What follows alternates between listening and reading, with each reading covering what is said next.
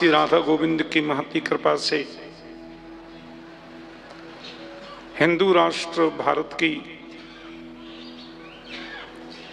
पवित्रतम राजधानी राष्ट्रीय राजधानी क्षेत्र दिल्ली के मोती नगर स्थित श्री सत्यनारायण मंदिर बहावलपुर सभा मोती नगर के इस संयुक्त तत्वावधान में हमारे परम भक्त जन बहावलपुर महासभा के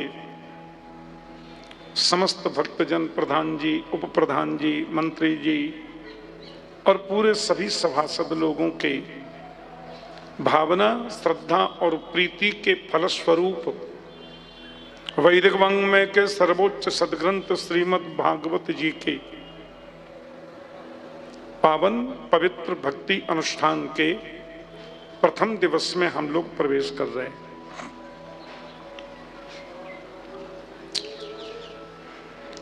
बहुत अच्छा लग रहा है। अब हम लोग तो भगवत कथा में ही थोड़े व्यस्त रहते हैं।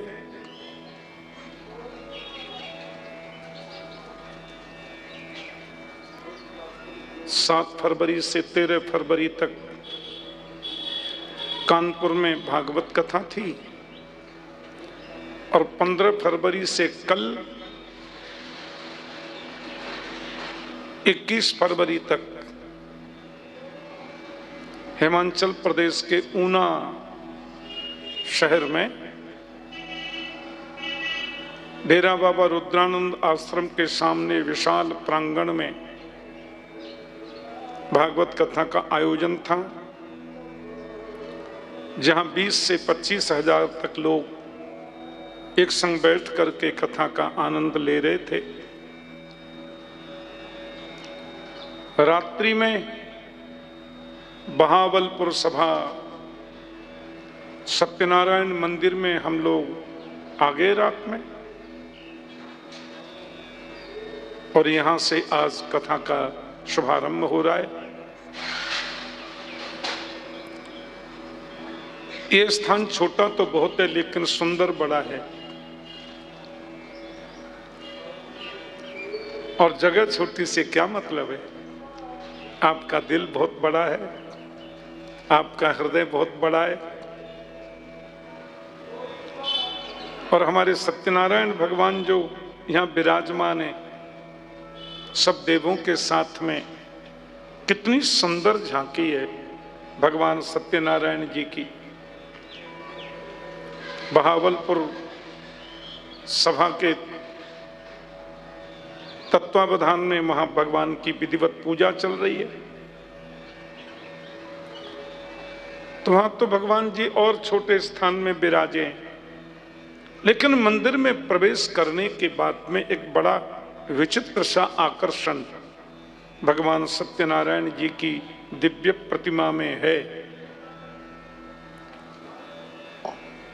और मुझे याद है, पता नहीं कितने वर्ष पहले भी मैंने इसी स्थान पर कथा की थी, जब ये पार्क कुछ और बड़ा सा दिखता था।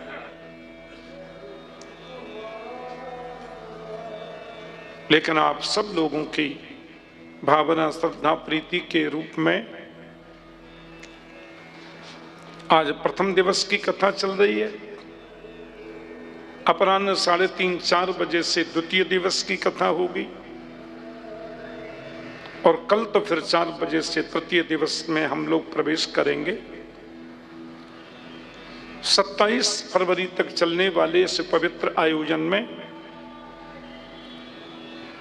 श्री सत्यनारायण मंदिर बहावलपुर सभा की तरफ से आप सब लोगों का हम अभिनंदन करते हैं, स्वागत भी करते हैं और अनुरोध करते हैं कि टाइम का ध्यान रखना। समय मतलब समय पे कथा हम करेंगे। आप लोग पधारेंगे तो आनंद मिलेगा और कदाचित नहीं आ पाएंगे तो भी परमानंद मिलेगा। क्योंकि ये तो भक्ति का अनुष्ठान है भाई जी। कथा शुरू हो गई तो हो गई। गंगा जी बह रही हैं, आप आचमन कर लो, हस्त प्रक्षालन कर लो तो भी गंगा बहेंगी, और आप आचमन हस्त प्रक्षालन नहीं कर पाएंगे, गंगा तो भी बहेगी। गंगा तो गंगा है, क्योंकि गंगे गंगे तियो ब्रूयात् योजनानां सतैरपि मुच्यते सर्व पापेभ्यो विष्णु लोकम स गच्छति। गंगा जी का आचमन कर लो तो आनंद, स्नान कर लो तो आनंद, और ये अवसर नहीं मिल पाता है तो 1200 किलोमीटर की दूरी से गंगा गंगा गंगा गंगा ये नाम भी गाओगे तो भी कल्याण हो जाएगा। बोलो जय श्री कृष्ण। और ये तो महाराज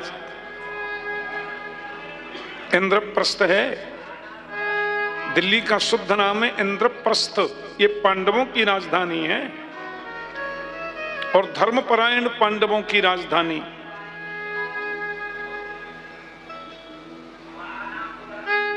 बड़ी अच्छी अद्भुत धर्म भूमि है।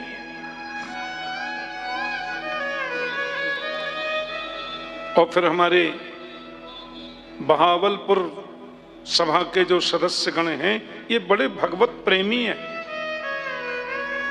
बड़ा इनका अनुराग है, कथा सत्संग में बड़ी रुचि है, तभी तो हमने हाँ कर दी कथा की। नहीं हम लोग कहाँ इतनी जल्दी हाँ करते हैं, कहाँ हम पे टाइम होता है इतना, लेकिन इनका प्रेम, इनकी श्रद्धा। अस्तु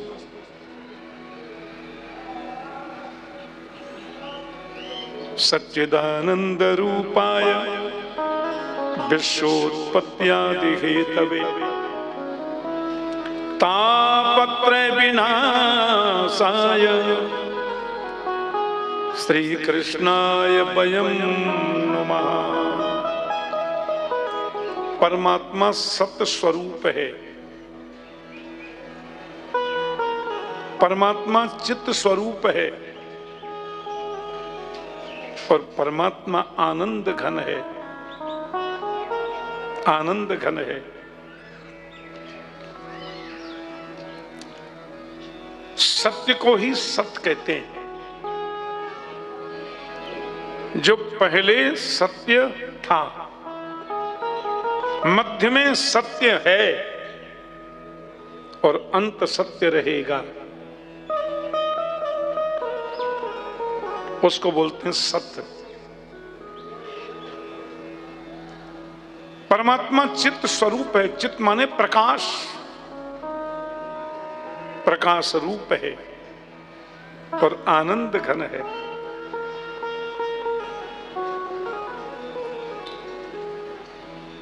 दुनिया बनाई, उसका पालन किया, कर रहे हैं, और जरा सी भ्रकुटी टेढ़ी करी, सब कुछ खत्म। विश्वोत्पत्ति आदि हेतवे, विश्व की उत्पत्ति, विश्व का पालन और उसके लय का भी एकमात्र हेतु प्रभु हैं। 3 प्रकार के तापों के विनाश के लिए हम प्रभु को प्रणाम करते हैं। ऐसी पावन है भागवत की कथा। ये कोई कहानी नहीं है, तुम्हारे जीवन की थाक को जो मिटा दे वो कथा है। तुम्हारे जीवन में अनन्यता को जो बढ़ाए वो कथा है।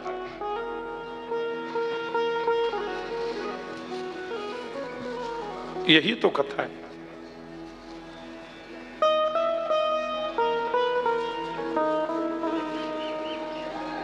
अभी हम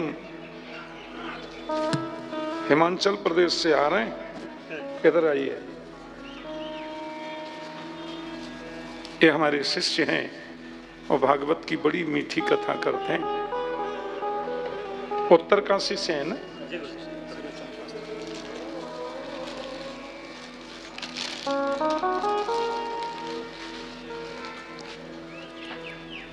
धुंधकारी जैसा पापात्मा प्राणी भागवत को सुनने से मोक्ष मिल गया उसे।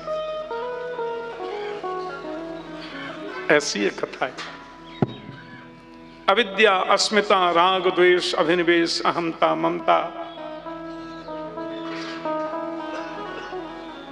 ये हमारे जीवन में सप्त ग्रंथियां हैं।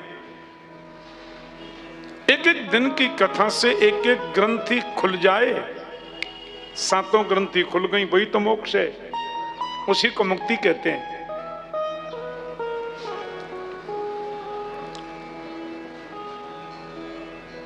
और उसको मोक्ष 7 दिन में मिल ही गया।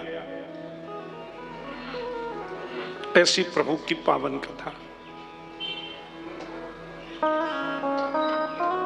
भागवत जी के मंगलाचरण की ओर हम लोग प्रवेश कर रहे हैं।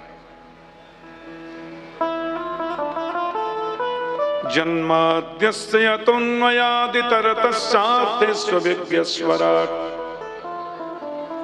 तेने ब्रह्म हृदय आदि कवये मुह्यन्ति यत्सूरयः तेजोवारिमृतां यथा विनिमयो यत्र सर्वो मृषा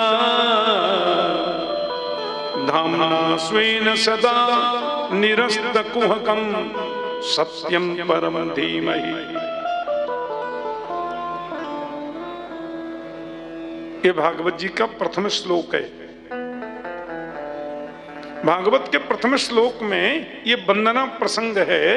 राम की वंदना नहीं है, कृष्ण की वंदना नहीं है, दुर्गा जी की, भैरव जी की, शंकर जी की, किसी देव की वंदना नहीं है। भागवत के प्रथम श्लोक में वंदना है सत्यम परम धीमहि, सत्य की वंदना। क्योंकि सत्य ही नारायण है, सत्य ही राम है, सत्य ही कृष्ण है, सत्य ही दुर्गा है और सत्य ही धर्म है। सत्य से बढ़कर कोई धर्म नहीं है। धर्म न दूसर सत्य समाना, धर्म न दूसर सत्य समाना। आगम निगम पुराण बखान, आगम निगम पुराण बखान। नहीं असत्य सम पातक पुंजा, नहीं असत्य समय पातक पुंजा। ये सत्य धर्म है। एक महात्मा खड़े होकर व्यास जी से बोले, सत्य यदि धर्म है तो परम धर्म क्या है? तो सुखदेव जी परम धर्म की व्याख्या कर रहे हैं। पहला श्लोक तो व्यास जी ने कहा और दूसरे श्लोक में परम धर्म सुखदेव जी बता रहे हैं। धर्म प्रोज्झित कई तबोत्र परमो निर्मत शरणं सतां वास्तवमद्यमस्तमस्तु विगतं तापत्रयोन्मूलनम्। धर्म प्रोज्झित कई तबोत्र परमो निर्मत शरणं सतां वैद्यो वास्तवमत्र वस्तु शिवदं तापत्रयोन्मूलनम्। श्रीमद्भागवते महामुनिकृते किं वा परैरीश्वर सद्योरिद्यवरुध्यते कृतिभिः शुश्रूषुभिस्तक्षणा शुश्रूषुभिस्तक्षणा शुश्रूषुभिस्तक्षणा। जिनमें कपट नहीं है, परम धर्म बता रहे हैं। जिसके मन में कपट नहीं है, ऐसे निष्कपटी, निर्लोभी, निष्कामी महापुरुषों के जानने योग्य परम धर्म है कृष्ण कथा। धर्म सत्य है, तो परम धर्म सत्यनारायण की कथा है, परमात्मा की कथा है। क्या करती है कथा? वही ठाकुर जी हैं, वही भागवत है, वही कथा है।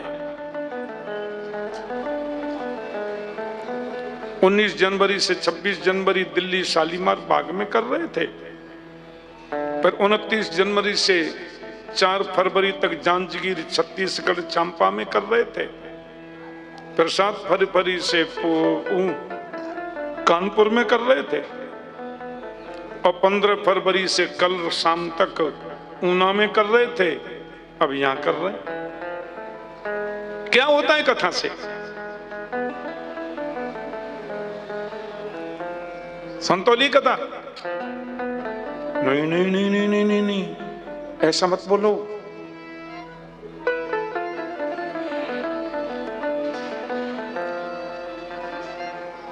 शिवदम शिवम कल्याणम ददाती थी शिवद। परमात्मा की कथा कल्याण देती है, कल्याण करती है।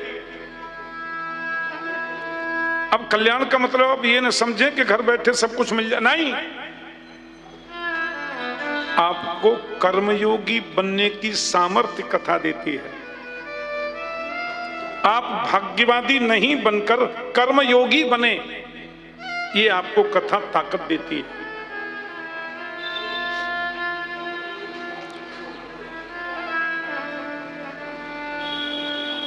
आचार्य इंद्रेश उपाध्याय जो मेरे पुत्र हैं, युवा बच्चों में, किशोर वय के बच्चों में कितनी बड़ी क्रांति की है।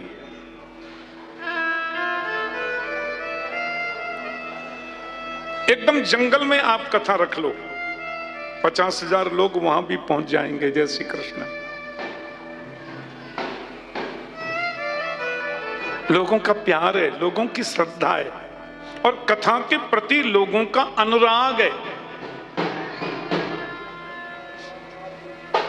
यही तो कथा करती है, तुम्हारी बाजू को पकड़ करके तुम्हें परमात्मा से जोड़ दे, वो कथा है। इसलिए शिवदम शिवम कल्याणम ददाती थी शिवद। और कथा कैसी है? बोल तापत्रयोन्मूलनम, 3 प्रकार के तापों का उन्मूलन करती है कथा। आध्यात्मिक ताप, आदि दैविक ताप, आदि भौतिक ताप। दैहिक दैविक भौतिक तापा, राम राज्य काहू नहीं व्यापा। सब कुछ कथा देती है। हमारे अज्ञानांधकार में ज्ञान का प्रकाश पुंज जगाती है कथा। भास्कर की रोशनी जगाती है कथा।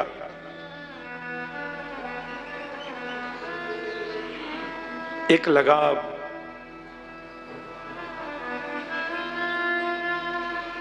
इंद्रेश की कथा अभी नैमिषारण्य में चल रही है। हमारे यूपी में नैमिषारण्य है ना, पुराणों की भूमि, ऋषियों की भूमि। बस अभी 1 बजे वहां कथा पूर्ण करेंगे।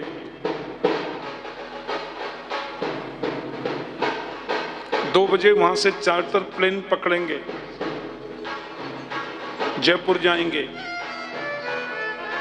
और जयपुर से बाई कार फिर वहां एक जगह है सीकर जिला, वहां रेवासा मठ में थोड़ी देर का इंद्रेश का प्रवचन है, और वो करके वहां से बाई कार वृंदावन रात के 2 बजे पहुंचेंगे। और कल से उनकी वृंदावन में कथा है। सैकड़ों लोग दिल्ली से गए हैं। आजकल ऑनलाइन बुकिंग कर लेते हैं होटल की, गेस्ट हाउस की, सब। मुझे कल हिमाचल के लोग कुछ बता रहे थे कि 200-250 लोग यहाँ से भी जा रहे हैं वृंदावन लाला की कथा सुनने। होली महोत्सव भी है। 10-5 लोग ऑस्ट्रेलिया से भी आ रहे हैं। 1-2 उनके शिष्य अमेरिका से भी 1-2 जगह से आ रहे हैं। 23 तारीख से 30 मार्च तक, 29 मार्च तक चलेगा कार्यक्रम और रोज नए नए उत्सव होंगे होली के। मैं निवेदन ये कर रहा था, कथा ऐसे नहीं सुननी मुंह लटकाए। बहाबलो सबर सभा वालों का निमंत्रण गया था, हमने सोचा वो आते हैं, कथा में सुनेंगे, कम प्रधान जी को दिखाएंगे कि देख लो हम आ गए, फिर को आए क्यों नहीं थे। इधर कथा शुरू, उधर हमारी समाधि शुरू। सोफा मिल गया फिर तो कहना ही क्या है। ऐसी मीठी नींद आती है, वैसी तो मखमल के गद्दे पे भी नहीं आती जो कथा में बैठे बैठे आती है। वैसे भी संडे है, अपने इधर ही विश्राम कर लेंगे। इस भाव से कथा नहीं, कथा तो कुछ जानने के लिए सीखो। हम कौन है? को हम स्वस्वरूपानुभूति, परस्वरूपानुभूति, आत्मस्वरूपानुभूति, अपनी अनुभूति, अपने को जानने के लिए कथा सुनो। जो जग में रहूं तो ऐसे रहूं जैसे जल में कमल का फूल रहे। ये कहानी नहीं है, ये कोई स्टोरी नहीं है। कथा तो जीना सिखाती है। तुम गृहस्थ में रहकर भी गृहस्थ से अलग कैसे रहो, तुम दुनिया में रहकर भी दुनिया से अलग कैसे हो, ये कथा है। तुम आंखें हो तो आंखें तो अंधी हो जाती हैं, रोक क्यों नहीं पाते। तुम कान हो तो कान बहरे हो जाते हैं, तुम रोक क्यों नहीं पाते। तुम शरीर हो तो कम से कम मरने तो नहीं देना चाहिए, ये तो मर जाता है। ये नगर सेठ जी हैं, बहुत बड़े मंत्री हैं, विधायक जी हैं, एमपी जी हैं, ये हैं और वो हैं, मर गए। तो तुम क्या हो? इसका जो भली भांति ज्ञान करा दे उसको कथा कहते हैं, उसी का नाम कथा है।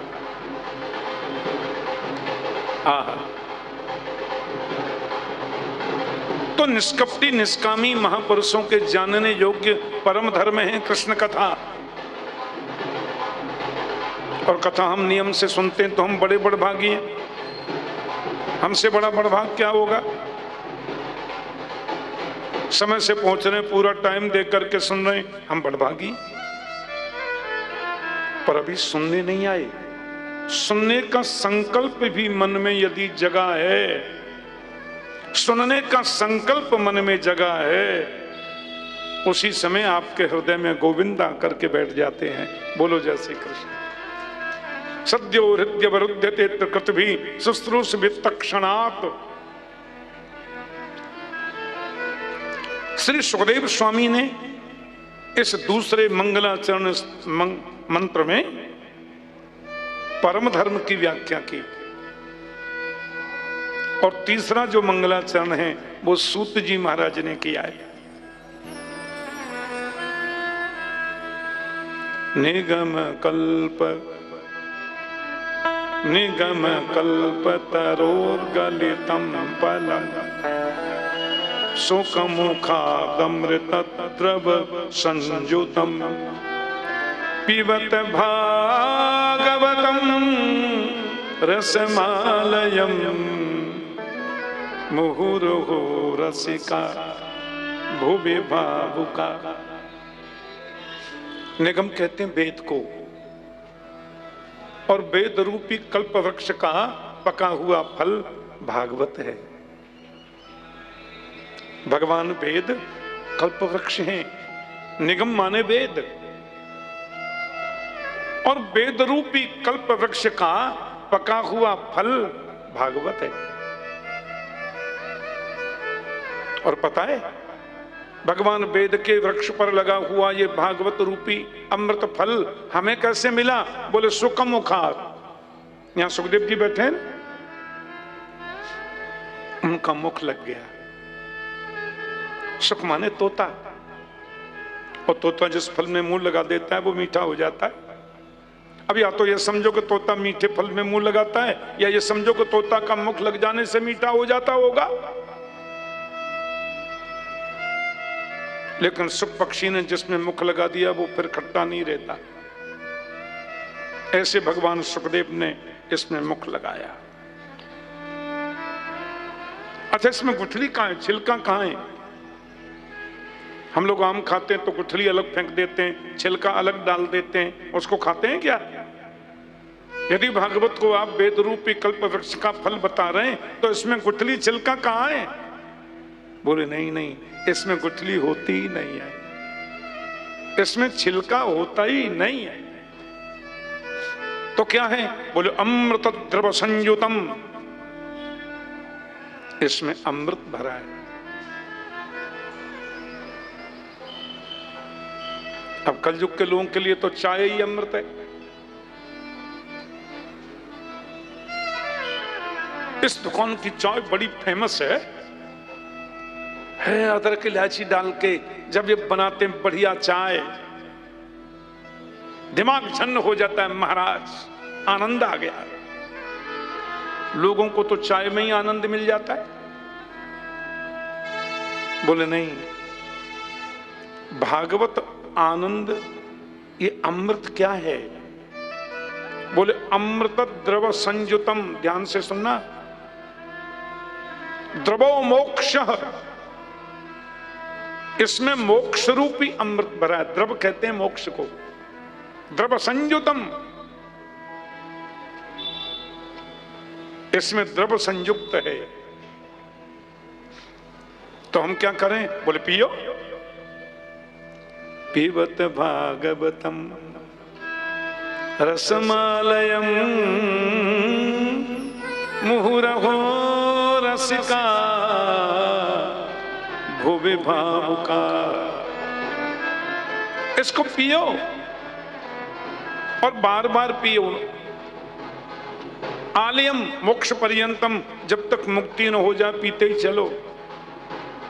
रामचरित जय सुनत अघाही, रामचरित जय सुनत अघाही, रामचरित जय सुनत अघाही, रामचरित जय सुनत अघाही। रस विशेष जाना तिन नाही, रस विशेष जाना तिन नाही, रस विशेष जाना तिन नाही, रस विशेष जाना तिन नाही। जिन हरि कथा सुनी नहीं काना, जिन हरि कथा सुनी नहीं काना, श्रवण रंध्र अहि भवन समाना, श्रवण रंध्र अहि भवन समाना, श्रवण रंध्र अहि भवन समाना, श्रवण रंध्र अहि भवन समाना। भागवत की कथा को पीने के लिए तो एक बार भी लिखा ही नहीं भागवत में। भागवत कथा को सुनिए सुनिए ऐसा कहीं लिखा ही नहीं। भागवत की कथा को तो जहां भी लिखा पीने के लिए लिखा है, सुनने के लिए नहीं लिखा। पिबत भागवतम रसमालयम, इस रस को पियो। अमृत पिया जाता है। अच्छा, इधर से सुन ली, इधर से निकल गई, ये सुनना है। लेकिन सुने हुए को दिल में उतारना वो पीना है, उसको पीना बोलते हैं। और एक बात बताएं, ये अमृत कानों के द्वारा पिया जाता है। प्रविष्ट कर्णरंध्रेण स्वानाम भाव सरोरुहम। श्रीमद् भागवत के एक एक शब्द है ना, एक एक अक्षर है ना, वो कृष्ण है, वो कृष्ण है। और जब हम कथामृत को कानों के द्वारा पीते हैं तो भागवत के उन शब्दों के साथ गोविंद हमारे हृदय में उतर जाते हैं। स्वानाम भाव सरोरुहम, ऐसी कथा है, ऐसी पावनी कथा है। नैमिषारण्य की भूमि में 88,000 संत बैठे, बीच में आ गए थे सूत जी। अच्छा, सूत जी की उम्र ज्यादा नहीं है, 16 से 20 वर्ष के बीच में। और नैमिषारण्य में धैनुमती गोमती नदी के किनारे, गंगा के किनारे बट वृक्ष एक बीच में है, उसके चारों तरफ ऋषियों की कुटिया बनी है। 88,000 ऋषियों की कुटिया, यज्ञ होता है। एक यज्ञ पूरा, दूसरा यज्ञ शुरू, दूसरा यज्ञ पूरा, तीसरा यज्ञ शुरू, यज्ञ पर यज्ञ होता है।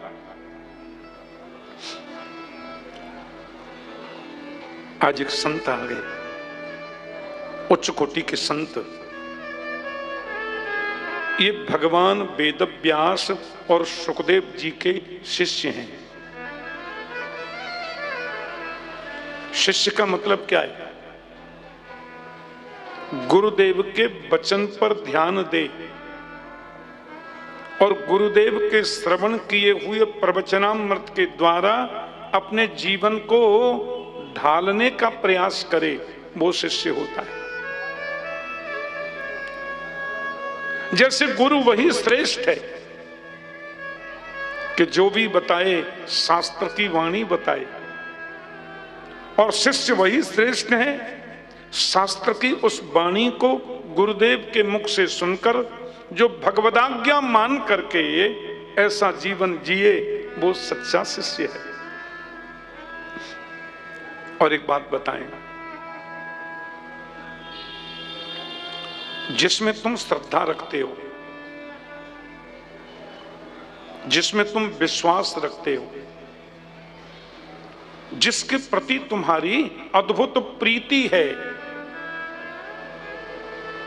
चिंतन करते करते, श्रद्धा करते करते एक दिन तुम वही हो जाते हो।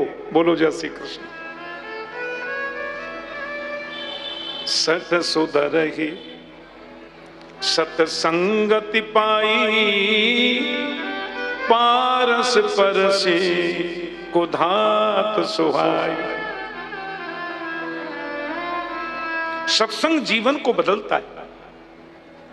आपने पारस पत्थर का, पारस मणि का नाम सुना है? पारस मणि को यदि लोहे से लगा दो, लोहे को कुधातु बोलते हैं, कुधातु। पारस परसे कुधातु। अब तुम लोहे से पारस को लगा दो, वो सोना बन जाएगा। पर सद्गुरु के चरणों में तुम्हारी निष्ठा है, सद्गुरु के चरणों में तुम्हारी प्रीति है, तो लोहे को तो तुम सोना बनाओगे ही, पर सद्गुरु की कृपा से तुम पारस भी बन जाओगे। बोलो जय श्री कृष्ण। ऐसे पारस बनोगे तुम, फिर तुम लोहे को छुओ और सोना बनाओ। ये गुरु की महिमा है। गुरु केवल तुम्हें लोहे को सोना बनाने के सामर्थ्य नहीं देते, तुमको पारस ही बना देते। पारस मीन्स स्वयं तुम गुरु रूप हो जाते। यो यह श्रद्धस्स एव स, गीता में लिखा, जिसमें तुम श्रद्धा करते हो एक दिन वो तुम हो जाते हो। आहा, हो गए। तो वेदव्यास भगवान और सुखदेव जी का मूर्त रूप है, टू कॉपी। उनका नाम है सूत जी। इनके पिताजी का नाम था रोमहर्षण। ध्यान से सुनना। और रोमहर्षण सूत के ये पुत्र हैं, इसलिए इनका नाम है रोमहर्षणी। ये माता के गर्भ से प्रकट नहीं हुए, ये तो यज्ञ मंडप में अग्निकुंड से प्रकट हुए थे। छोटी उम्र है, 16-20 वर्ष के होंगे। 88,000 ऋषियों ने जैसे ही सूत जी को आते देखा, सब खड़े हो गए। पधारिए, ओहो वेलकम, पधारिए, बड़ी कृपा आप आ गए। अब सूत जी तो जमीन में लेट, अरे आप क्या कर रहे हैं? अरे ना ना ना ना ना, आप लोग कर क्या रहे हैं? मैं तो आपके नाती पोता के समान हूं।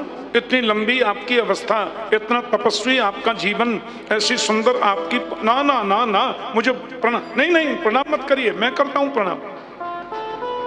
मैं तो आपको दर्शन करने के लिए आया, आप इतना आदर दे रहे हैं मुझे।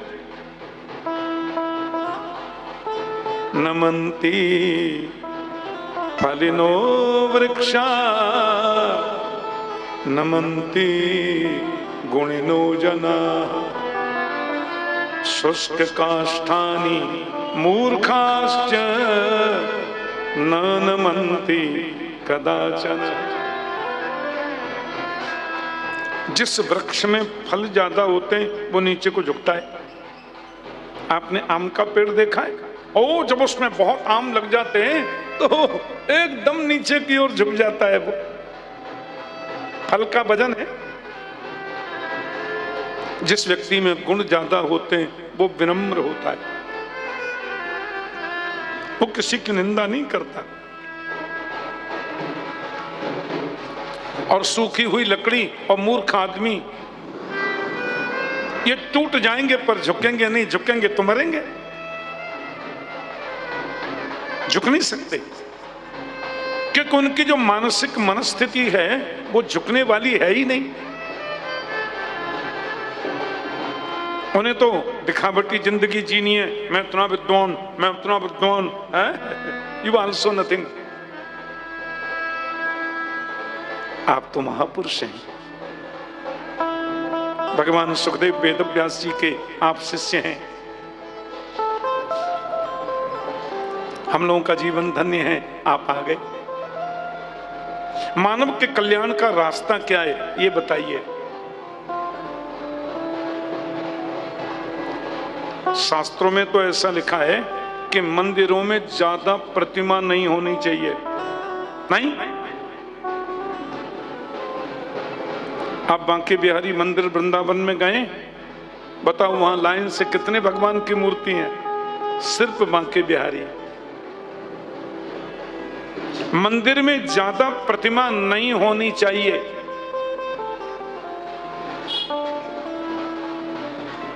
लेकिन आप ज्यादा प्रतिमा स्थापित करते हैं तो सबका रोज स्नान होना चाहिए, सबको रोज पूजन होना चाहिए, सबको तिलक लगना चाहिए, सबको फ्रेश, सबके लिए फ्रेश एकदम ताजे फूलों की माला होनी चाहिए, सभी प्रतिमाओं का रोज भोग लगना चाहिए, रोज उनकी आरती होनी चाहिए, नहीं तो अपराध होने का खतरा है। और कभी कभी जो नासमझ लोग हैं वो भ्रमित भी हो जाते हैं। नासमझ लोगों के मन में कभी कभी भ्रम भी हो जाता है। दुर्गा जी बड़ी हैं कि भैरव जी बड़े हैं, शंकर जी बड़े हैं कि विष्णु जी बड़े हैं कि नारायण जी बड़े हैं, राम दरबार बड़ा है, ये कृष्ण दरबार, ये शिव दरबार। कभी कभी लोग कंफ्यूज्ड हो जाते हैं। हमारा दूसरा प्रश्न है, किसको पूजें, किसको छोड़ें? किसको पूजें, किसको छोड़ें?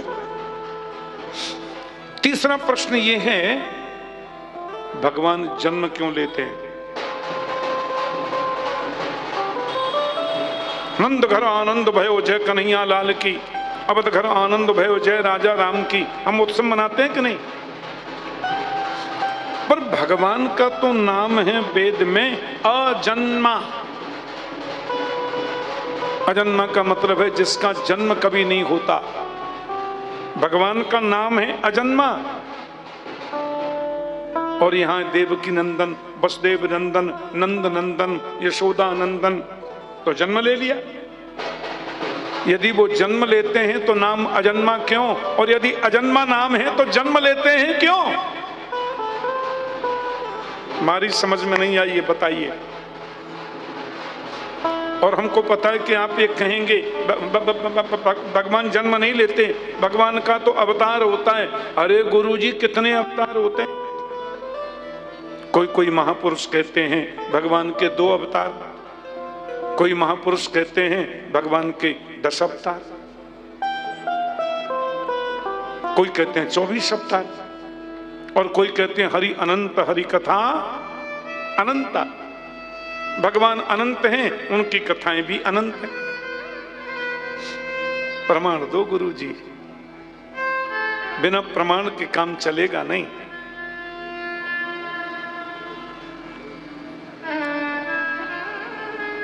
कितने अवतार, जन्म क्यों, अवतार क्यों,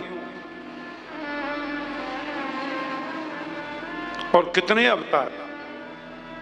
एक प्रश्न ये भी है कि जरा संक्षिप्त में बताना, संक्षिप्त में कहिए। क्यों? कलयुग में लोगों के पास में टाइम नहीं है, लोगों पे नहीं है समय, और समय मिला भी है तो उसमें ताश खेलें, जुआ खेलें, और आजकल तो इतना बढ़िया खिलौना हम सब लोगों के हाथ में रहता है जिसको देखो उसी में लगे रहते हैं। कथा में भी कई लोग कथा कर रहे हैं, वो नीचे नजर डाल के अंगूठा से बदलते जा रहे हैं चैनल।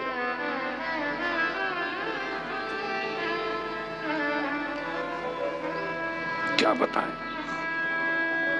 सोशल मीडिया में कई चीजें अच्छी भी आती हैं। अब ये कथा लाइव चल रही है, पूरी दुनिया में लोग देख रहे हैं। हमारे भक्तिपथ चैनल, भक्तिपथ मीडिया में 2 चैनल चलते हैं, एक भक्तिपथ लाइव। मुझे हमारे प्रबंधक बता रहे थे कि दोनों चैनलों में भक्तिपथ पर 20 करोड़ से ज्यादा फॉलोअर्स हैं। इतने लोग कथा देखते हैं, सुनते हैं, अच्छी चीजें। पर गंदी से गंदी चीज भी सोशल मीडिया पे आ रही। आजकल तो वो अब क्या बोलते हैं उसको मुझे पता नहीं, किसी के मुंह पे किसी का मुंह लगा दो, अरे बाप रे, ऐसा ऐसा फोटो बना दें। अभी तो हम देख रहे थे प्रधानमंत्री जी का जो फोटो बनाया, हाँ हाँ, अमेरिका के राष्ट्रपति, हमारे प्रधानमंत्री, एक रूस के राष्ट्रपति, तीनों का ऐसा, और बोल रहे हैं तीनों, और बेस बना दिया किसी और का। अब लोग बोले ये मैंने कि हाँ हो गए होंगे ऐसे।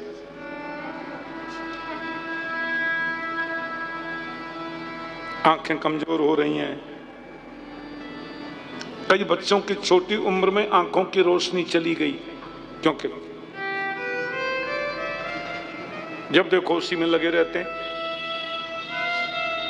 इसलिए बोले अतः साधोत्र यत सारम समुद्रित्य मनीषया।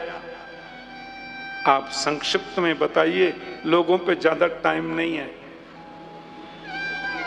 कहां है टाइम लोगों पे?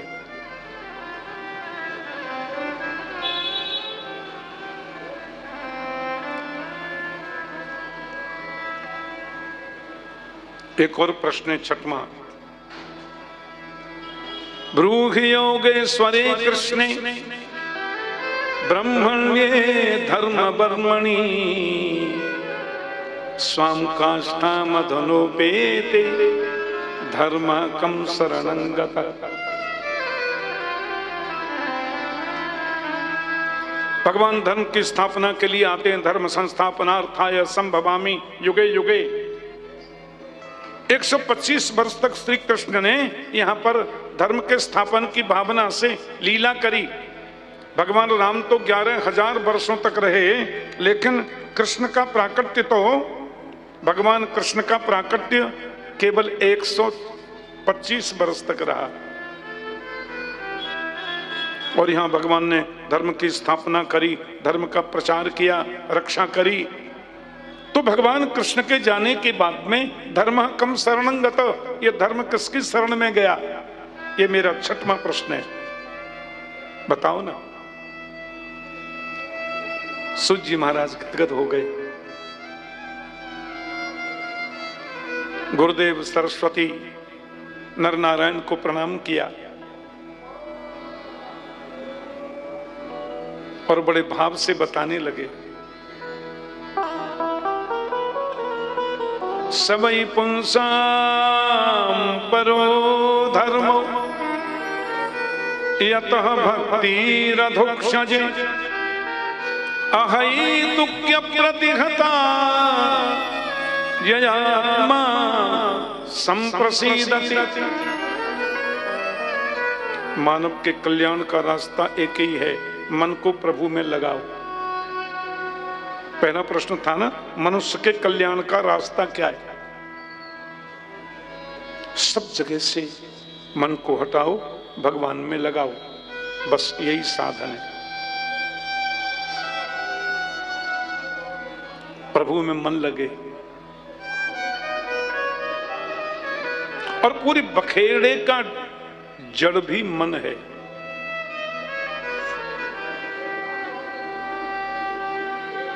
मन एव मनुष्याणाम कारणम बंध मोक्षयोः बद्धम तु विषयासक्तम मुक्तम निर्विषयम मनः। मन यदि विषयों के प्रति आसक्त है तो हम बंधे हुए हैं, और मन विषयों से अनासक्त है तो हमारी मुक्ति है। इसलिए मन भगवान में लगाओ, यही मुक्ति का साधन है और कुछ है ही नहीं।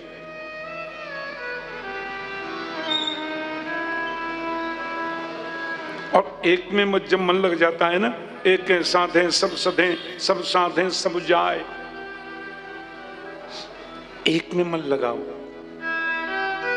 निंदा किसी की मत करो, मन एक में लगाओ।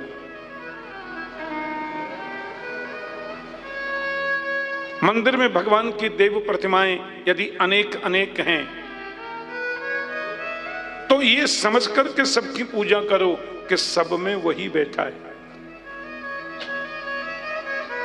दुर्गा जी को देखो तो मन में सोचो, मुरली वाले लहंगा पहन के भी बैठते हो क्या? अरे मेरा मुरलीधर धनुष्मान भी लेता है। जैसे ब्रह्मांड पूरा गोल है, वैसे ही मेरा परमात्मा शिव के रूप में, शिवलिंग के रूप में गोल दर्शन दे रहा है। निंदा किसी की नहीं, निष्ठा एक में रखो। मूर्खों की भी कमी नहीं है। कई लोग तो हमारे राम जी बड़े हैं, मेरे कन्हैया बड़े, लड़ पड़े। आज ज्योत प्रचंड करो, सचियां ज्योता वाली माता तेरी सदाई जय। अरे ठीक है, कोई प्रॉब्लम नहीं है, पर बैठा तो सब में वही है। एक नूर से सब जग उपजा, कौन भले को मंदे। निंदा किसी की मत करो, पर निष्ठा एक में रखो।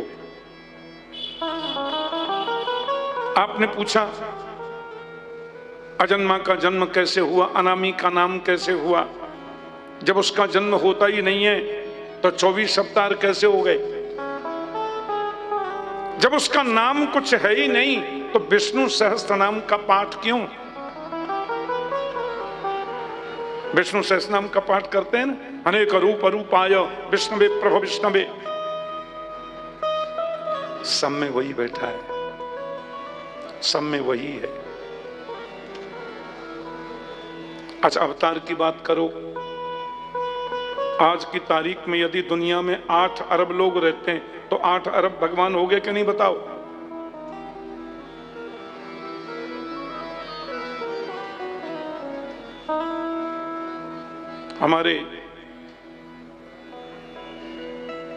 हमारे हिंदू समाज में, सनातन धर्मियों में एक बड़ा सशक्त समाज है, हमारे सिंधी भाई। बड़े हिम्मती होते हैं, पर हमारे सिंधी भाइयों ने जितनी तकलीफ पाई उतना कोई पा नहीं सकता। देखो आप, सिंध पाकिस्तान में चला गया और दुनिया का एक भी देश ऐसा नहीं है जहां सिंधी भाई नहीं रहते हों। गुजरात के गुजराती भाई और सिंध के सिंधी भाई, ये दोनों ही कौम सनातनी इतने अच्छे होते हैं। हम तो अमेरिका प्रतिवर्ष जाते हैं, हमारे सिंधी भाई भी कथा कराते हैं, गुजराती भाई भी कथा कराते हैं। क्या उनकी श्रद्धा, क्या उनका भाव। और सिंधी भाइयों में अधिकांश माताएं सत्संग ज्यादा करती हैं। ऐसा सुंदर प्रवचन करेंगी, उपदेश करेंगी। और अमेरिका आदि में सैटरडे संडे हम 2 दिन क्वेश्चन आंसर का भी देते हैं कथा के आगे पीछे। तो उसमें प्रश्न करने वालों में भी ज्यादातर सिंधी माताएं, बहनें, बेटियां होती हैं। ऐसे ऐसे प्रश्न करें कि देखते रह जाओ।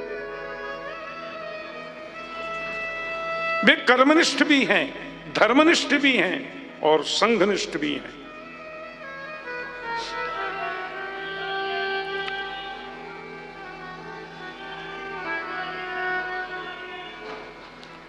ईश्वर सर्वभूतानां हृदय सेर्जुन तिष्ठति। पानी मात्र के हृदय में ईश्वर वास करता है। ध्यान से सुनना, भगवान गीता में कहते हैं ईश्वर सर्वभूतानां हृदय सेर्जुन तिष्ठति।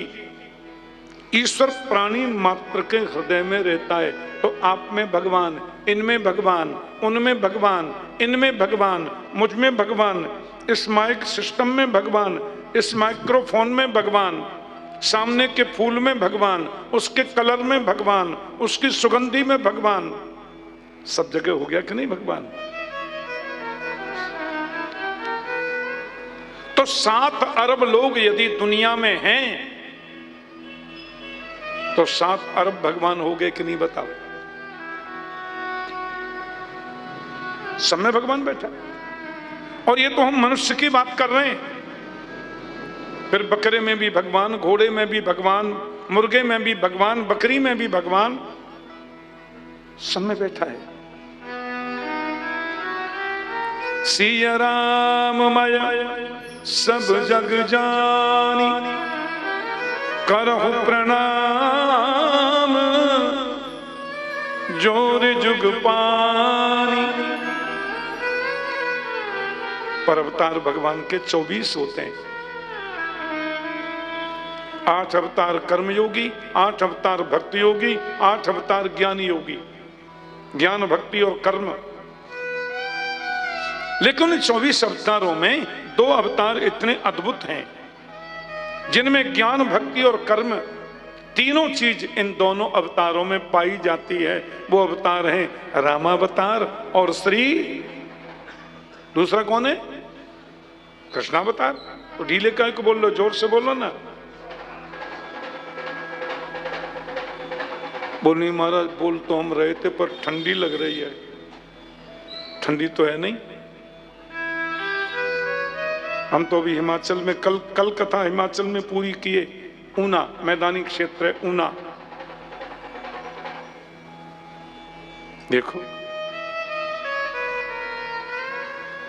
और हम तो कुल्लू में करें, चाहे मंडी में कथा करें, चाहे मनाली में करें, चाहे बद्रीनाथ में करें, अपनी तो यही ड्रेस रहती है, सूती बगलबंदी और हाफ।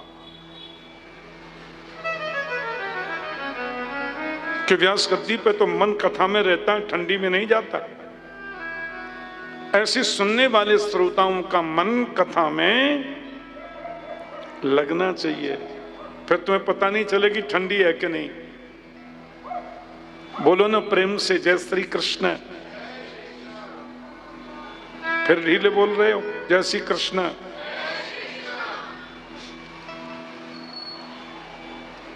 सब में प्रभु बैठा है। राम कृष्ण तो एक हैं, अंतर नहीं निमेष। इनके नयन गंभीर हैं उनके चपल विशेष। राम के नेत्रों में गांभीर्य है, कृष्ण के नेत्रों में चपलता है दोनों एक ही। राम ही कृष्ण और कृष्ण ही राम।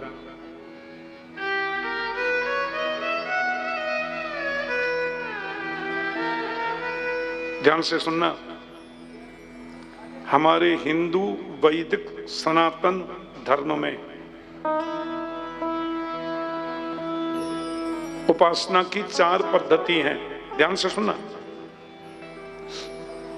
पहली पद्धति है स्मार्त। स्मार्त। दूसरी है शैव।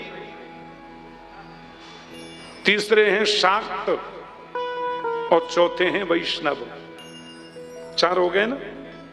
स्मार्त, शैव, शाक्त और वैष्णव। जो पंचदेवोपासना करें वो स्मार्त होते हैं। बड़े ध्यान से,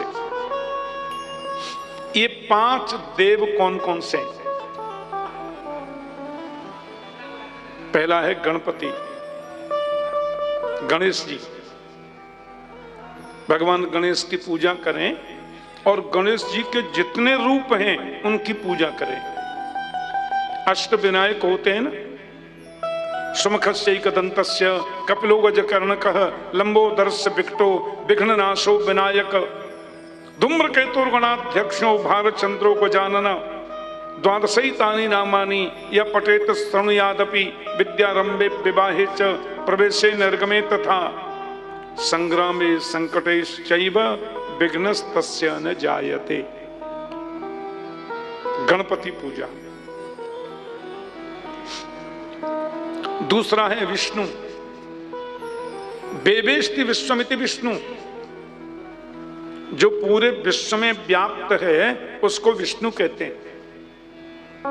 और विष्णु के होते हैं फिर 24 अवतार, जो अभी मैंने बताए 24 अवतार। उनमें किसी की भी पूजा करो वो विष्णु की पूजा है।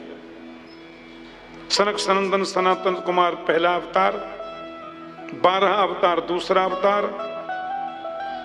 नारद का अवतार तीसरा अवतार, नर नारायण चौथा अवतार, भगवान कपिल 5वां अवतार, दत्तात्रेय जी का 6वां अवतार, भगवान का यज्ञ अवतार माने 7वां, और दत्तात्रेय जी ये ऋषभ देव जी जो हमारे जैन भाई के प्रथम तीर्थंकर वो 8वां अवतार, 9वां पृथु अवतार, 10वां मत्स्य अवतार, 11वां कच्छप अवतार, 12वां धन्वंतरी अवतार, 13वां मोहिनी अवतार, 14वां नरसिंह अवतार, 15वां वामन अवतार, 16वां परशुराम जी का अवतार, 17वां महर्षि वेदव्यास का अवतार और 18वां श्री राम का अवतार, 19वां बलराम अवतार, 20वां कृष्ण अवतार, 21वां हरि अवतार, 22वां हंस अवतार, 23वां बुद्ध अवतार और 24वां होगा कल्कि अवतार। 24 हो गए।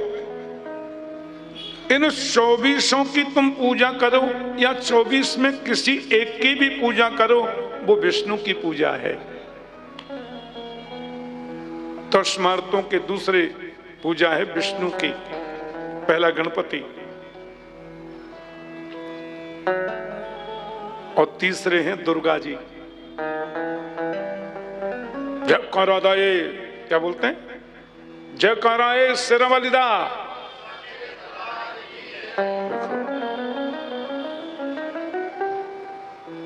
उसमें बड़ी छूट है।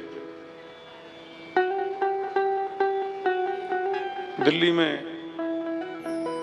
एक बार बोले महाराज जी, अच्छा उसमें भी 2 होते हैं। एक तो होता है जागरण, वो थोड़ा लंबा होता है, और एक होती है चौकी, वो थोड़ी छोटी होती है ना। ऐसा ही है ना। महाराज जी हमारे घर पधारिए। मैंने कि क्या है? बोले चौकी है। मैंने कहा मुझे क्या करना है आके? ज्योति प्रचंड कर देना। मैंने कहा ज्योति जलानी है कि प्रचंड करनी है? नहीं, प्रचंड करने कोई जलाना कहते हैं, हमने के जला दे, जला देंगे। अब बेचारे वहां 4-5 लोग बैठे थे, वो चौकी करने वाले।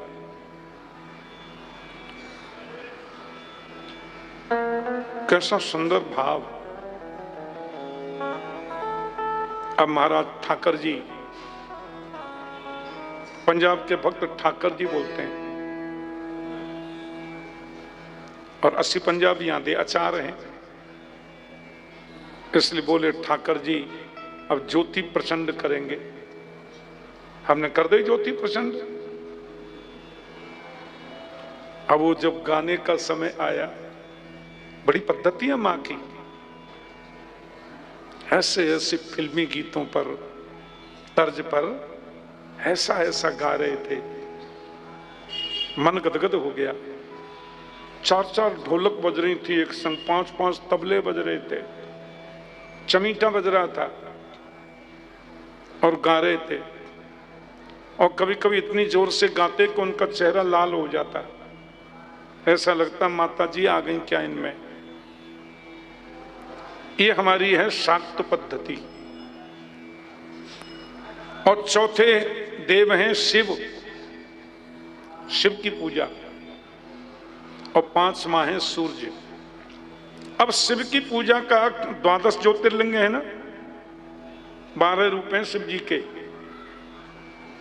और हनुमान जी भी शिव जी हैं। तो हनुमान की पूजा, शिव की पूजा, सब शिव पूजा ही है।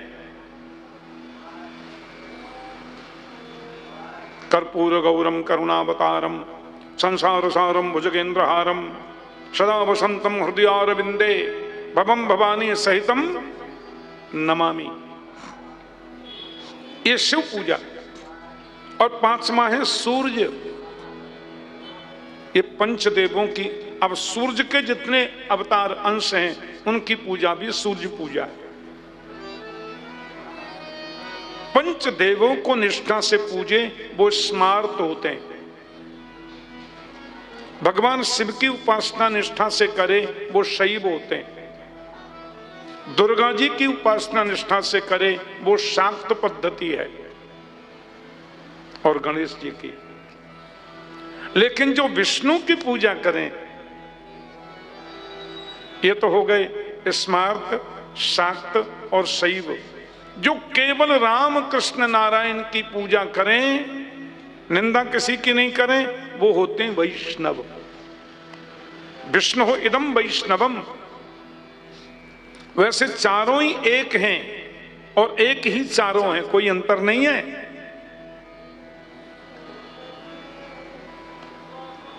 पर वैष्णव सबसे श्रेष्ठ माने जाते हैं।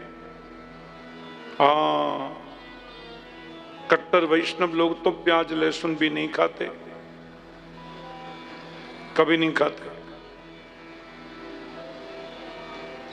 उनके रसोई घर में, उनके पूजा घर में कोई भी अपवित्र चीज नहीं जा सकती। वो वैष्णव होते हैं।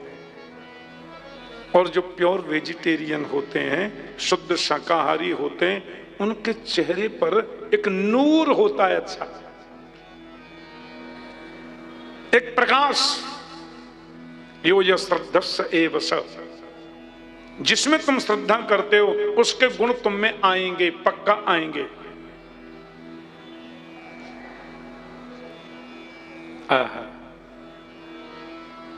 ये हमारी 4 पद्धति हैं। और जो वैष्णव होते हैं ना, वो तो इतना इतना लाड लड़ाते हैं भगवान को। मूर्ति की पूजा इतने भाव से करते हैं कि कभी कभी तो भगवान बोलने लग जाते हैं। भगवान बोलते हैं।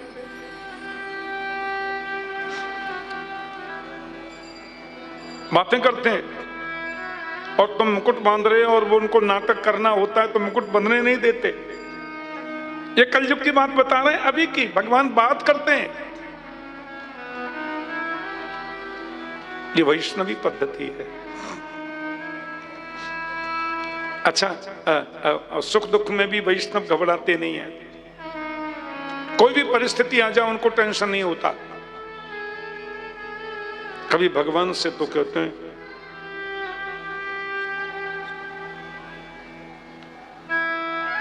पड़ोसी को देखो एक माला भी नहीं जपता, कभी पूजा भी नहीं करता है, और क्या क्या नहीं खाता, सब कुछ खा जाता है। हर 6 महीने में तो गाड़ी बदल देता है, 5-5 गाड़ी है, 1.5 2-2 करोड़ की गाड़ी। ऐसी हालत भैया पड़ोसी की है। और एक हमको देखो माला जपते जपते बुढ़ापा आ गया, उंगली घिस गई। हम जहां थे वहीं रहते हैं, कोई अंतर कोई आ ही नहीं रहा है, कुछ असर जीवन में आ ही नहीं रहा है। माला जपते जपते उंगलियां घिस गई भैया। अच्छा, कल मैं बिहारी जी का दर्शन कर रहा था तो मुझे ऐसा लगा कि बिहारी जी कुछ बदले बदले हो रहे हैं। ये वैष्णवों के मन में भाव आता है। मैं ऐसा देख रहा था, दर्शन कर रहा था, देख ही नहीं रहे थे, हमको नहीं देखा। स्वभाव बदल गया है, विचार बदल गए। इनकी वैष्णवी पद्धति की भावना इतनी अद्भुत होती है कि इनको भगवान बदले बदले दिखने लग जाते हैं। क्या वह स्वभाव पहला सरकार अब नहीं है? क्या वह स्वभाव पहला सरकार अब नहीं है? बदले बदले से सरकार नजर आते हैं। अरे बदल गए, दिखते नहीं है।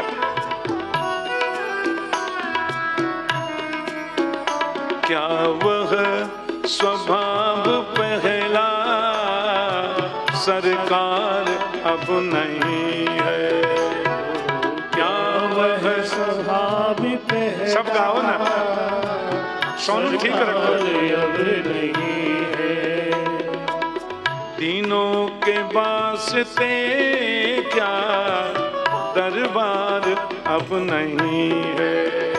हम तीनों के वास्ते क्या दरबार अब नहीं है? क्या वह स्वभाव पहला सरकार अब नहीं है? क्या वह स्वभाव बदल गए। सरकार अब नहीं है? या तो दयालु मेरी दृगदीनता नहीं है, या तो दयालु मेरी दृगदीनता नहीं है, या दीनों की तुम्हें ही दरकार अब नहीं है? या दीनों की तुम्हें भी आहा, दरकार अब नहीं है? क्या वह स्वभाव पहला सरकार अब नहीं है?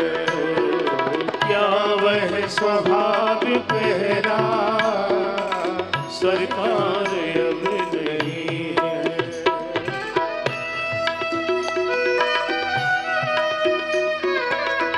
आहा, जय हो।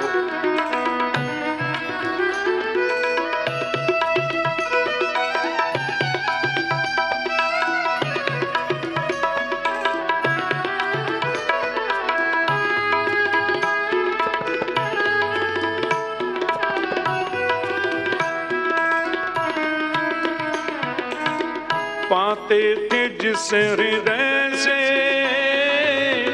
आश्रय अनाथ लाखों, पाते थे जिस हृदय से आश्रय अनाथ लाखों, पाते थे जिस हृदय से आश्रय अनाथ लाखों, पाते थे जिस हृदय से आश्रय अनाथ लाखों, क्या वह हृदय दया का भंडार अब नहीं है?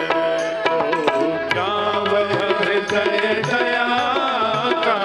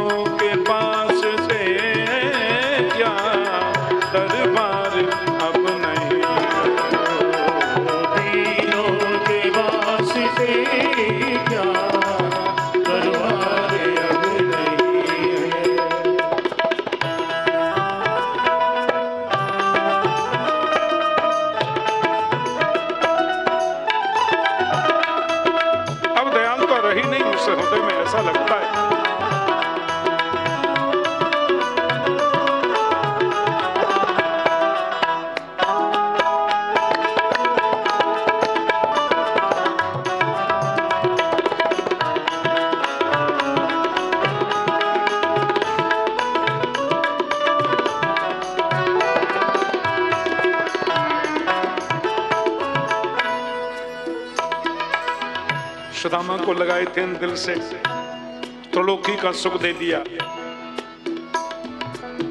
जिससे कि द्विज सुदामा त्रैलोक्य पा गया था, जिससे कि द्विज सुदामा त्रैलोक्य पा गया था, जिससे कि द्विज सुदामा त्रैलोक्य पा गया था, जिससे कि द्विज सुदामा त्रैलोक्य पा गया था। क्या उस उदारता में कुछ सार अब नहीं है? क्या उस उदारता में कुछ सारे अब नहीं है? दीनों के पास थे क्या सरकार अब नहीं है? दीनों के वास्ते दीन बंधु दरबार अब नहीं है।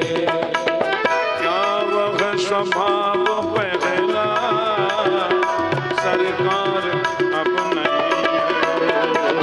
दीनों के वास्ते दरबार अब नहीं है।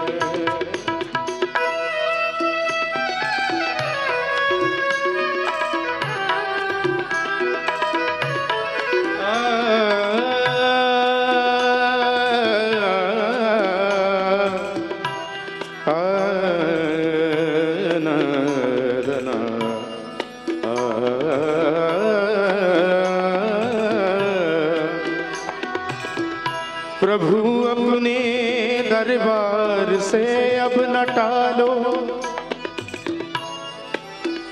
प्रभु अपने दरबार से अब न टालो, गुलामी का इकरार हमसे लिखा लो। है बेहतर की दुनिया की बदनामियों से श्री बिहारी जी, है बेहतर की दुनिया की बदनामियों से। बचो आप खुद और हमको बचा लो। तुम जिस प्रेम के बिन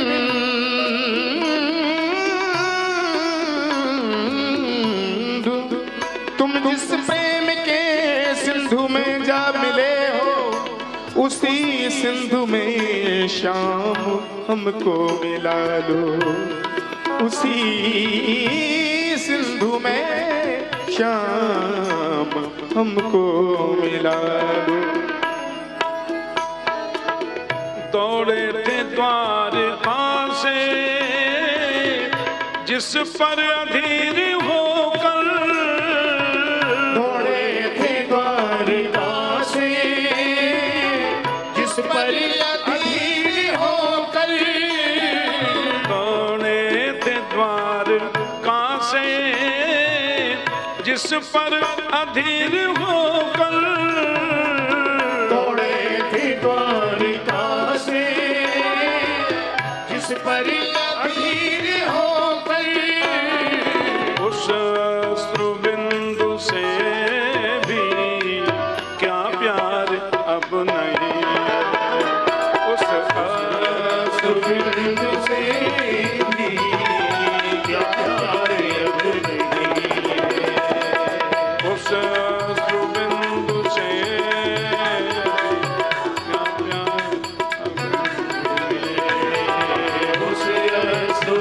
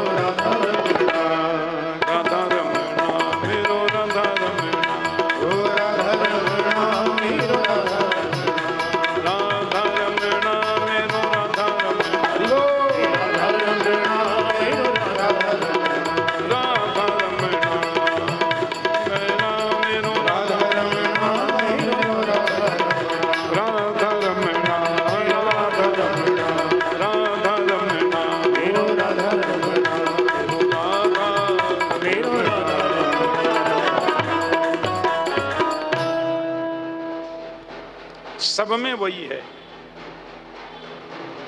और सब उसमें है। पर भगवान राम कृष्ण का जो पावन अवतार है, ये प्रभु के परिपूर्णतम अवतार हैं, पूर्णावतार हैं।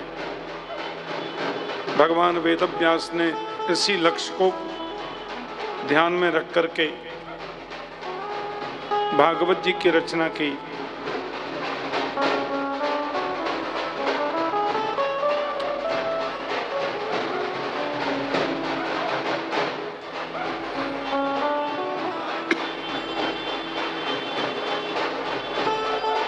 इसलिए भागवत को लिखा। पुराणों के लिखने के बाद में व्यास के मन में संतोष नहीं था। नारद जी ने आकर के व्यास जी को आत्मोपदेश किया और उनको प्रेरणा दी, सर्वोच्च लिखो, सर्वोच्च सोचो, सर्वोच्च करो। ये जीवन का सुख है, आपको आत्म संतुष्टि होगी। सोनू बड़ा ने और सदगुरु नानक देव जी का और कौशल किशोर जी का भी गाते समय ध्यान रखना चाहिए। बेचारे इनके गले खिंच रहे हैं, बोलो ना जा रो, सोनू दे ना रो, जय श्री कृष्ण। पेट वाले तो एक ही बात कहें, हम बजाते ही रह जाएं, पतो ना सुनाई पड़ रही है कि ना। कम्युनिकेशन रखो भैया, बोलो ना प्रेम से जय श्री कृष्ण। चतुश्लोकी भागवत का उपदेश करने से पहले नारद जी ने अपने 3 जन्मों का प्रसंग व्यास जी को बताया। पहले जन्म में हम उपबरहण नाम के गंधर्व थे। उपबरहण संतों का अपराध बन गया। दूसरा जन्म हमको मनुष्य का ही मिला, दासी के बेटे बन गए हम, दासी के पुत्र बने। महापुरुषों का सानिध्य मिला, संतों का सत्संग मिला और परिणाम ये हो गया कि हम ब्रह्मा के बेटा देवर्षि नारद बन गए तीसरे जन्म में। मैं ये कहना था व्यास जी, संतों के सानिध्य और संतों के आशीर्वाद और सत्संग की कृपा से जब दासी पुत्र नारद बन सकता है, आप भागवत क्यों नहीं रख सकते? व्यास जी के समझ में आया।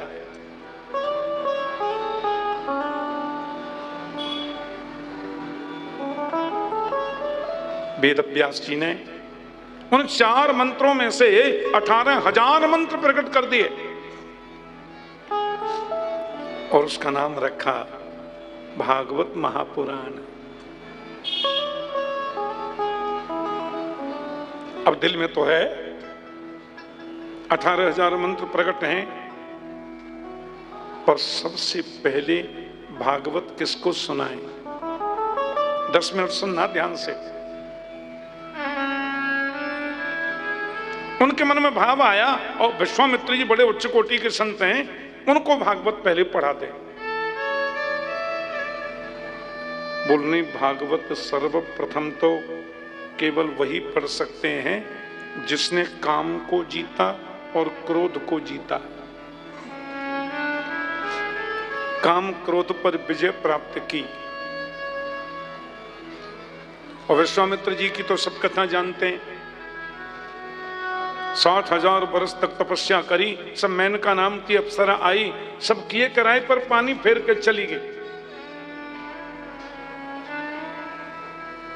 और क्रोध इतना कि वशिष्ठ जी के 99 पुत्र मार दिए विश्वामित्र ने।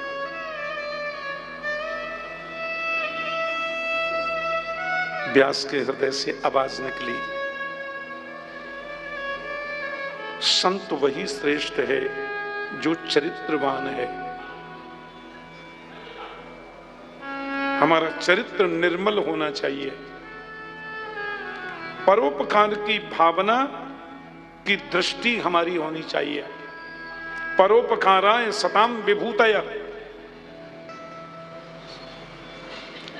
तो हम संत हो जाते हैं।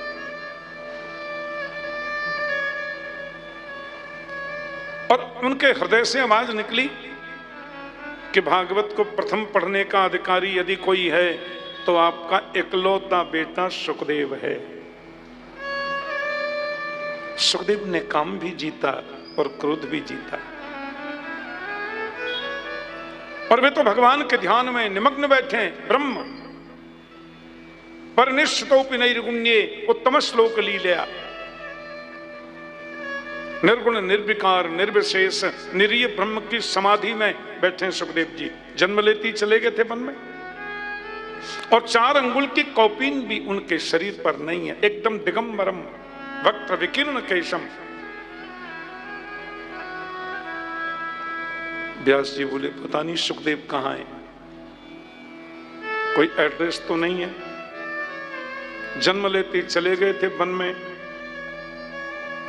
तो उनके हृदय से फिर आवाज निकली। एक बात आप समझ लो, समाधान जब भी हुआ, जिसको भी हुआ, अंदर से ही हुआ। बाहर से समाधान नहीं होता, समाधान अंदर से होता है। आपकी पुरानी हवेली है, आप विदेश में रहते थे, दादा बाबा चले गए, आप विदेश में रहते हैं, घर में कोई है नहीं, ताला लगा गए, पुरानी हवेली। आप बच्चों को लेकर के फेस्टिवल पर आए यहां अपने गांव। बच्चे बोले दादाजी ये क्या है? धूल जमी थी चारों तरफ। बोले बेटा मुझे ऐसी याद आ रही है, ये भगवान राम के दरबार की तस्वीर है। अब तस्वीर के ऊपर बना था कपड़ा। पहले आपने मोर पंख की झाड़ू होती है ना, जो भगवान के निज मंदिर में प्रयोग ले सकते हैं, उस मोर पंख की झाड़ू से नसैनी पे चढ़ के ऐसे ऐसे किया तो धूल झड़ गई। फिर आपने वो कपड़ा खोला, अंदर फिर धूल है। फिर आपने मोर पंख से ऐसे ऐसे धूल साफ करी तो क्या देखा? आहा, सुवर्ण की सोने के वर्क लगी हुई राम लक्ष्मण जानकी हनुमान की सुंदर झांकी उस तस्वीर में अंदर है। तस्वीर तो पहले से ही थी, दरबार तो उसमें है ही, ऊपर से खाली धूल लग गई थी। ज्ञान कहीं से लाना नहीं पड़ता, ज्ञान तो अंदर होता है। लेकिन उस पर जो हमारे अशुभ कर्मों की धूल जम गई है ना, कथा सत्संग उस धूल को हटाता है। समाधान तो अंदर ही बैठा है। ईश्वरः सर्वभूतानां हृदयेर्जुन तिष्ठति भ्रामयन् सर्वभूतानि यंत्रारूढ़ानि मायया।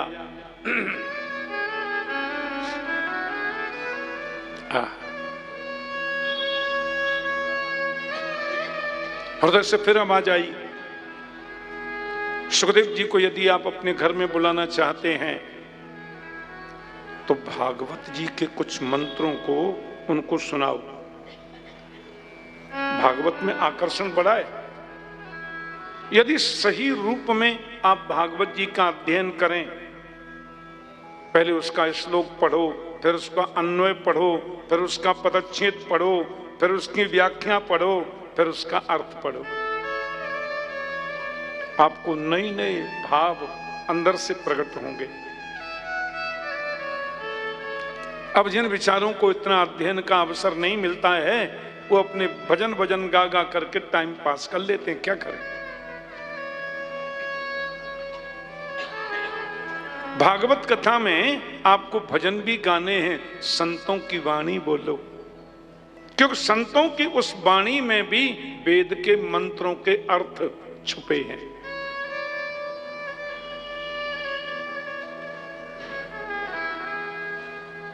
आओ। व्यास जी के चेले बोले, जी गुरु जी। बोले, वन में जाओ और ये श्लोक मैं तुम्हें देता हूं, वीणा पर इन श्लोकों को गाना। भागवत के श्लोक। एक तो संस्कृत भाषा इतनी मीठी है, इतनी प्यारी है संस्कृत, और उसमें भी भागवत के श्लोक। अरे बाप रे, भागवत के श्लोकों को गाओ तो लगता है ब्रह्म थिरक रहा है क्या। जी गुरु जी, वन में जाओ। पता नहीं सुखदेव कहां हैं, पर होगा तो इसी वन में। इन श्लोकों को तुम जोर जोर से मीठे स्वर में गाना।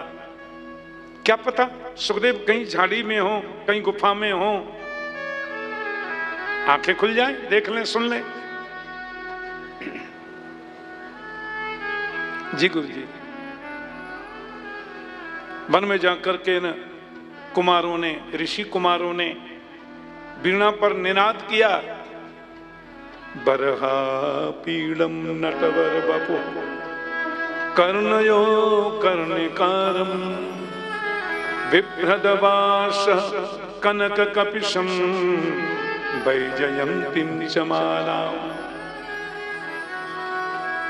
रंध्रान् वेणु रधर सुधया पूरयन् गोपवृन्दै वृंदारण्यम स्वपदरमणं प्राविशद गीत कीर्ति।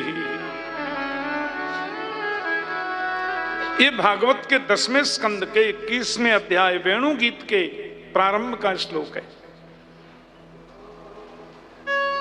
इसमें कृष्ण के सौंदर्य का वर्णन है। बरहा पीडम, बर कहते हैं मोर पंख को, आपीड कहते हैं मुकुट को। मोर पंख का जिसने मुकुट पहना है। और कर्णयो कर्णिकारम, ये कर्णयो यहां द्विवचन है और कर्णिकारम एक वचन है, यानी दो कानों में दो फूल लगा रखे, दो कानों में एक फूल, कन्नेर का फूल। कर्णयो कर्णिकारम। अब वही कन्नेर का फूल यहां लगाते हैं, वही उखाड़ के इधर लगा लेते हैं। बिजली को मात करने वाला जिनका सौंदर्य है, सूर्य की रोशनी को भी फीका करने वाला जिनका पीतांबर है, तड़ित द्युति विनिंदक पीतांबरधारी। वेणु का निनाद करते हुए कृष्ण वृंदावन की सीमा में गोप लोगों के साथ में प्रवेश कर रहे हैं और गोप लोग जय हो जय हो जय हो की ध्वनि गा रहे हैं।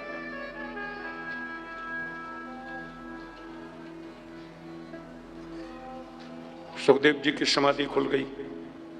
पीछे वृक्ष के नीचे किसी हल्की सी छोटी गुफा में सुखदेव बैठे थे। ब्रह्मचारी उधर ही गाते जा रहे थे। सुखदेव जी ने कहा, ने आप। वो दोनों ऋषि कुमार बोले, जी। फिर क्या हुआ? फिर क्या हुआ? अरे तुम लोग अभी बता रहे थे ना, बरहा पीडम नटवर बपु कर्णयो कर्णिकारम बिभ्रदवास कनक कपशम वैजी अंतिम च मालाम रंध्रान वेणो रधर सुधया पूरयन गोपवृंदई वृंदारण्यम सपदरमणम प्राविशद गीत कीर्ति। ठीक है, आगे बोलो। चेला बोले, हमको तो इतना ही आता है, गुरु जी ने इतना ही बताया था।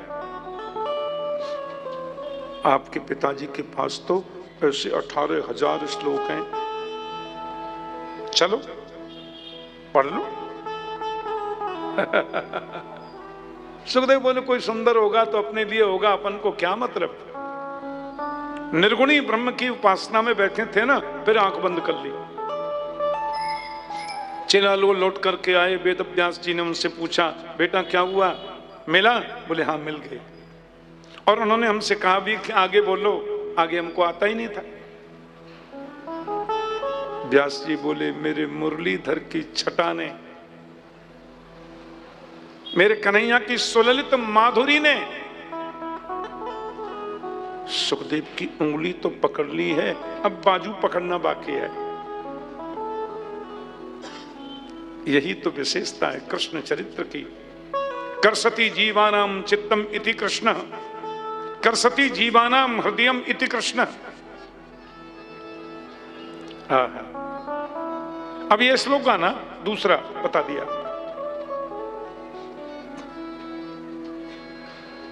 अब ये लोग दूसरा श्लोक याद करके गए। भगवान सुखदेव जहां समाधि में बैठे थे वहां जाकर ये श्लोक गाया। अहो मकीयम स्तन कालकूटम जिघांसया पायदप्यसाध्वी लेभे गतिम धातृचिताम ततोन्यम कंबा दयालुम शरणम व्रजेम। पहले श्लोक में कृष्ण की सुंदरता का वर्णन और इस श्लोक में कृष्ण की करुणा का वर्णन। ये बकी माने पूतना, बकासुर की बहन, कृष्ण को मारने के लिए आई तो अपने स्तन में जहर लगा के आई। स्तन कालकूटम